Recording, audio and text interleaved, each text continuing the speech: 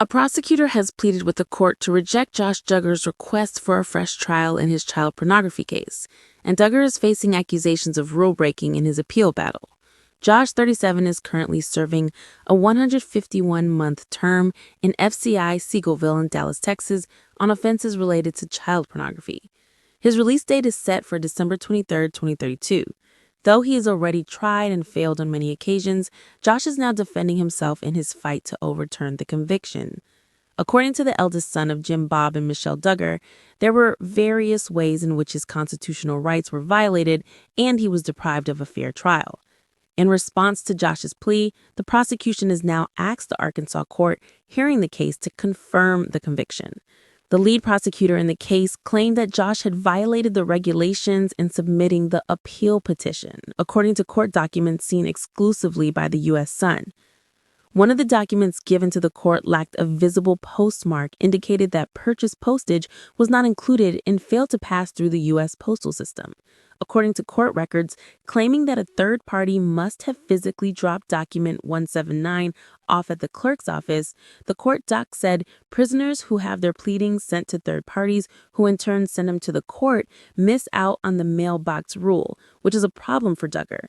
Additionally, the court record stated that Josh failed to submit a submission to the prison mail on the specified date. The application goes on, as noted above, it's Duggar's burden to show he satisfied the prison mailbox rule requirements. In this case, Duggar has not met his burden with respect to the prison mailbox rule because the evidence is conflicting and unexplainable. Hence, his motion is premature. The court documents went on to state the United States respectfully requests that Duggar's motion to vacate, set aside, or correct sentence by a person in federal custody be denied. This was on top of the previously mentioned unfollowed regulations.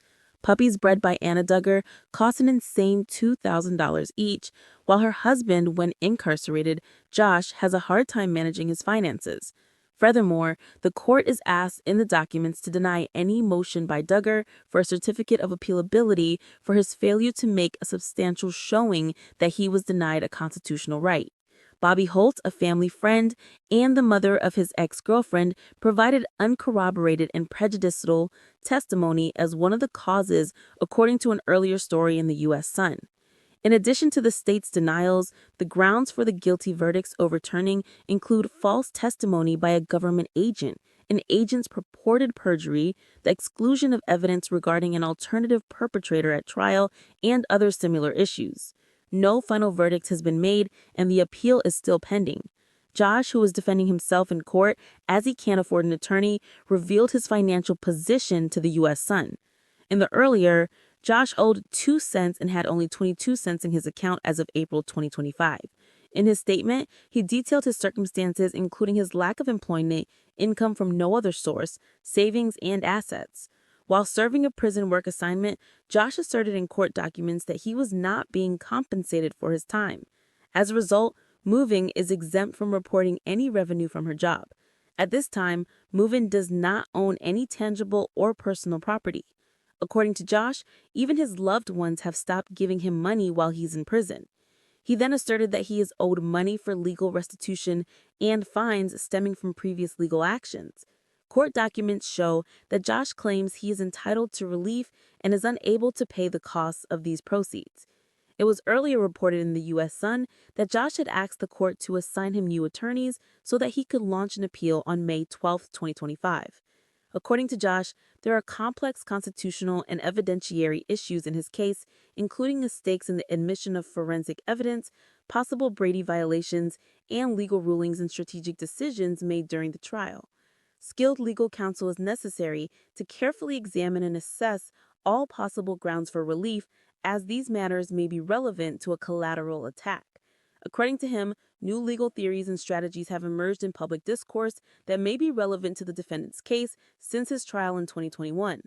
Josh said he is ill-equipped to conduct an independent investigation due to a lack of knowledge and experience in the law.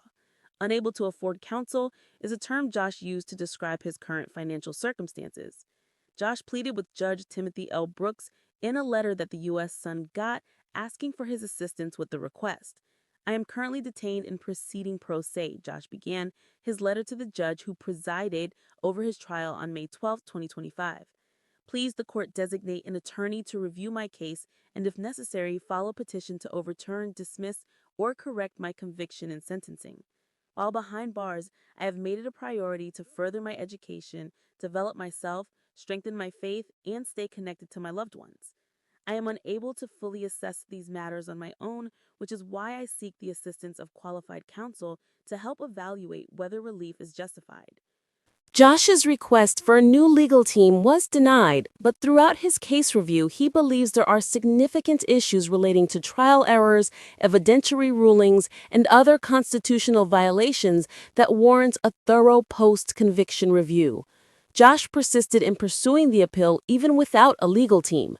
Since his sentencing in May 2022, Josh has fought to appeal the conviction, maintaining his innocence.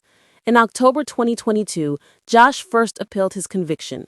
His appeal for a new trial was rejected by the 8th U.S. Circuit Court of Appeals in August 2023. Federal officials allegedly took Josh's phone when he attempted to call his attorney during a raid at his auto dealership 15 months prior to his arrest. According to Justin Gelfin, who was his lawyer at the time, in the absence of legal representation, he addressed the agents. It is true that the agents read him his Miranda rights, which ordinarily might leave someone with the impression they are in custody, the court papers said regarding the court's decision to refuse the new trial. However, Duggar had the agents scratch out the part of the document that stated he was being taken into custody after he signed the Acknowledgement of Rights. He was allowed to depart after making the necessary changes to the paperwork. The government also benefits from the second and third causes. For the duration of the interview, Duggar rode shotgun in the agent's truck. He retained freedom of movement throughout the encounter because they did not handcuff him. The doors remained unlocked, and he entered and exited the front seat of the vehicle on his own. Duggar voluntarily acquiesced to the questioning, even though the agents initiated contact with him. As a matter of fact, he started the interview by asking, "Oh, has somebody been downloading child pornography?" for the better part of an hour while continuing to converse with them. At the end of the interrogation, Duggar was not arrested. Contrary to expectations, he voluntarily concluded the interview and departed from the dealership. Hardly a choice that someone in custody would have. "We accordingly affirm the judgment of the district court," was the last sentence of the judgment. The conviction appeal was subsequently dismissed in June 2024 by the Supreme Court. After pleading guilty to downloading and having photographs of child sex abuse, Josh Duggar, a former star of 19 Kids and Counting, received a 151-month jail term in December 2021. The chronology of the ex-reality star's legal troubles is as follows. After an inquiry by Homeland Security investigators in May 2019, Josh was initially suspected of obtaining material that might be used to sexually assault children. In the latter part of November, agents from Homeland Security raided Josh's computer at the auto dealership where he worked. Josh was detained in an Arkansas prison without bond on April 29, 2021. The following day, he was arraigned in a Zoom hearing for the U.S. District Court for the Western District of Arkansas on charges of receiving and possessing photographs of child sex abuse. He entered a not guilty plea. The federal trial for Josh started on November 30, 2021, in Fayetteville, Arkansas, and ended on December 9, 2021. He was convicted of knowing and receiving material that contained child sex abuse. Josh was fined $50,100 and forced to pay special assessments in addition to his 12-year term in May 2022. The defense team representing Josh later filed an appeal with the 8th Circuit Court of Appeals, but their request was dismissed in the latter half of 2023. Not long after that, Josh's lawyer filed an appeal for a new trial, citing the fact that federal officials had refused to let Josh call them as they were arresting him. Josh had his request denied once again on June 24, 2024. A magnificent Arkansas mansion worth $1 million is home to Josh, his 37-year-old wife Anna, and their 7 children. Jim Bob, 59 years old, bought a house for $1 million on April 15, 2025, using an LLC that he owned. With 6 bedrooms and 6 bathrooms, this property is rather remarkable. Perched on a sprawling 10 acres of land, this 2008 built mansion boasts 6,318 square feet of living space.